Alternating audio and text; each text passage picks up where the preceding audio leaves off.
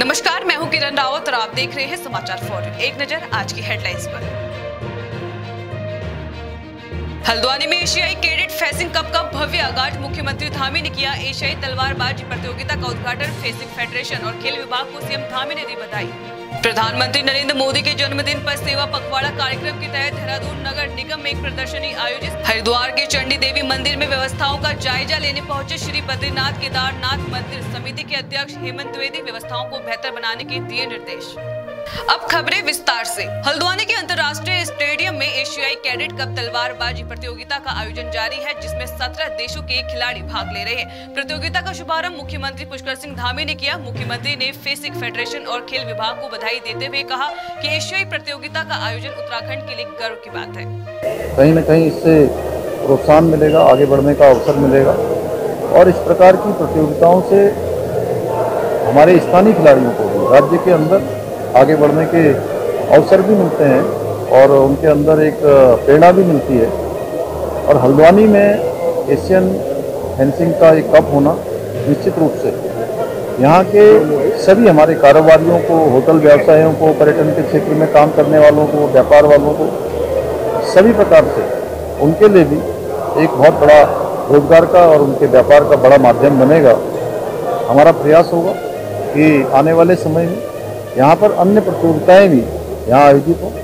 मैं श्री राजीव मेहता जी को, जो हमारे खेल फेंसिंग एसोसिएशन के महासचिव हैं, उनको इसके लिए मैं बहुत धन्यवाद करता हूँ कि यहाँ पर उन्होंने प्रतियोगिताएं करवाई हैं। ये हमारा जो इंफ्रास्ट्रक्चर बना हुआ है, इसको जहाँ और सुधार की आवश्यकता है हम उसको सुधार करेंगे। प्रधानमंत्री नरेंद्र मोदी के जन्मदिन पर सेवा पखवाड़ा कार्यक्रम के तहत देहरादून नगर निगम में एक प्रदर्शनी आयोजित की गई।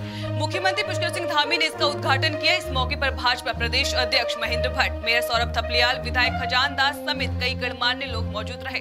देखिए, सेवा पखवाड़ा माननीय मुख्यमंत्री जी के कार्यक्रमों द्वारा माननीय प्रधानमंत्री ने जो कार्य किए हैं, चाहे वो राष्ट्र निर्माण संबंधित हो, चाहे लोक कल्याण से संबंधित हो, चाहे वो महिला उत्थान से संबंधित हो, युवा कल्याण से संबंधित हो, इस प्रकार के जो भी कार्य हैं वो जनता के बीच में जाने चाहिए, ताकि जनता को पता रहना चाहिए कि हमारे प्रधानमंत्री हमारे लिए क्या क्या कार्य कर रहे हैं। हमने कार्यक्रम की श्रृंखला में मोदी के जन्म दिवस के दिन हमने ब्लड डोनेशन के कैंप किए। आज वो कैंप बने को स्थान पर चल रहे हैं, स्वास्थ्य के शिविर लग रहे हैं और मोदी जी द्वारा जो पूरे देश के अंदर जिस प्रकार के विकास कार्यों को किया गया है, वो जनता को उन कार्यों से उनका एक अनुभव आम व्यक्ति तक पहुँचे, उसकी जानकारी जाए, उसके लिए अनेकों सभी नगर निगमों में प्रदर्शनियाँ लगी हुई हैं और देश के नागरिक इन प्रदर्शनों में मोदी जी के कार्यों की उन झलक को देखते हैं। हरिद्वार के चंडी देवी मंदिर में व्यवस्थाओं का जायजा लेने श्री बद्रीनाथ केदारनाथ मंदिर समिति के अध्यक्ष हेमंत द्विवेदी पहुंचे।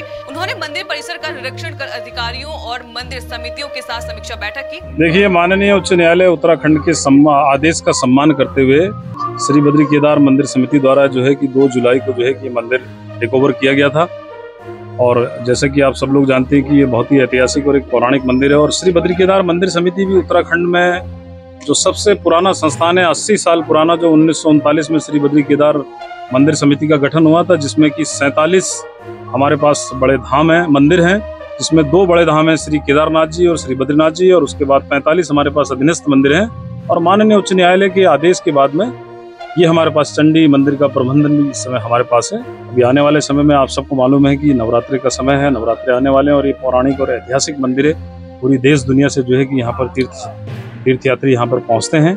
उसी निमित्त हमने व्यवस्था के निमित्त यहाँ पर किस प्रकार से जो है कि सभी यात्रियों के लिए, जिसके लिए हम संकल्पबद्ध है, हमारी सरकार क्योंकि देवभूमि है, माननीय मुख्यमंत्री जी आप स्वयं हम सब लोग जानते हैं कि जिस प्रकार से हमारे धाम है, 4 धाम है और पूरे उत्तराखंड के अंदर हमारे यहाँ जितने भी धार्मिक स्थल है और हरिद्वार का तो एक अपने आप में एक अलग महत्व है, इस मंदिर का भी एक अलग महत्व है। हम लोग चाहते हैं कि जो श्रद्धालु जिसके लिए हम संकल्पबद्ध हैं, इस सभी को सरल और सुलभ यहाँ पर दर्शनों की व्यवस्था हो। यहाँ मंदिर प्रांगण में स्वच्छता, पर्यावरण मुक्त ठीक प्रकार से जो है कि यहाँ पर सारी व्यवस्था हो। जिलाधिकारी मयूर दीक्षित ने राजकीय प्राथमिक विद्यालय नंबर 34 और 41 का औचक निरीक्षण किया। हाल ही में स्कूल की एक दीवार गिरने से एक कमरा क्षतिग्रस्त हो गया था। निरीक्षण में पाया गया कि विद्यालय बहुत जर्जर हालत में है। जिलाधिकारी ने निर्देश दिए कि कक्षाएं केवल सुरक्षित स्थानों पर ही संचालित की जाए।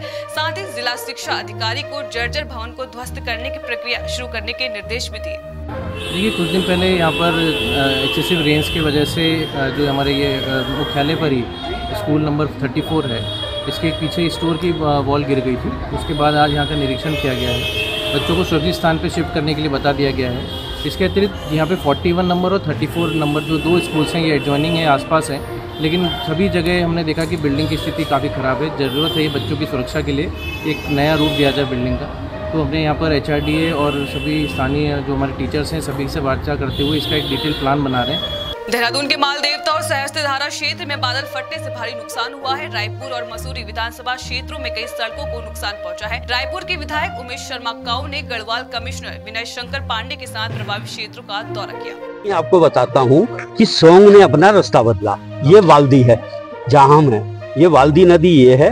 सोंग नदी बहुत ऊपर से, चाहे उसे हम अति वर्षा कह लें चाहे बादल फटना कह लें, तो बड़े बड़े पेड़ आए, बड़े बड़े पेड़ अभी आप देखना सामने दिखेंगे।